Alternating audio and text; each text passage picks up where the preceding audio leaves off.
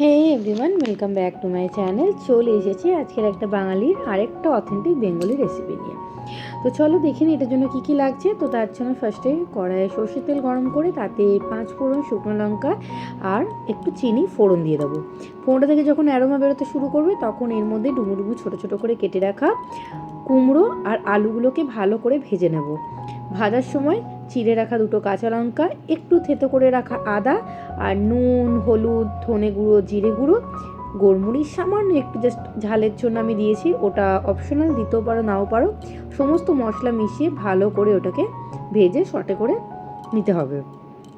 এই রেসিপিটা শিখিয়েছে আমার পাশেই একজন থাকে, চুমকিদি শিখিয়েছে। খুবই সুন্দর লাগে খেতে। এটা হচ্ছে লাল শাকের ডাঁটা চচ্চড়ি। যেই ডাঁটাগুলো থাকে সেই ডাঁটাগুলো দিয়ে চচ্চড়িটা বানানো হয়।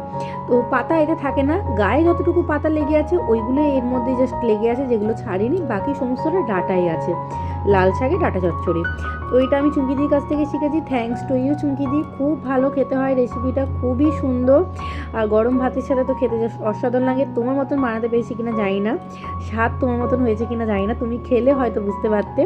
তো আমার বেশ ভালোই লেগেছে, খুব সুন্দর হয়েছে আর খুবই তাড়াতাড়ি ঝটপট বানানো হয়ে যায়।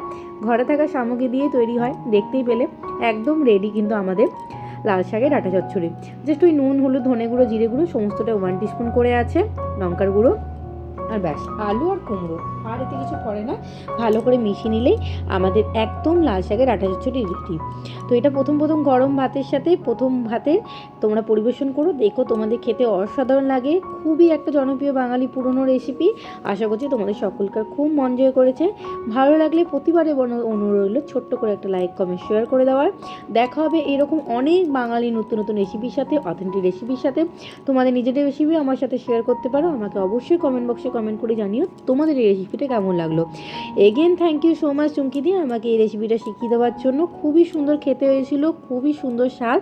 তো চলো টাটা, দেখা হবে নেক্সট পরবর্তী এপিসোডগুলোতে। ততদিন এই গরমে সবাই খুব ভালো থাকো, সুস্থ থেকো। আরও অনেক রেসিপি আসতে চলেছে, একটু সময় লাগছে, তো পাশে থেকো, সঙ্গে থেকো। Bye bye.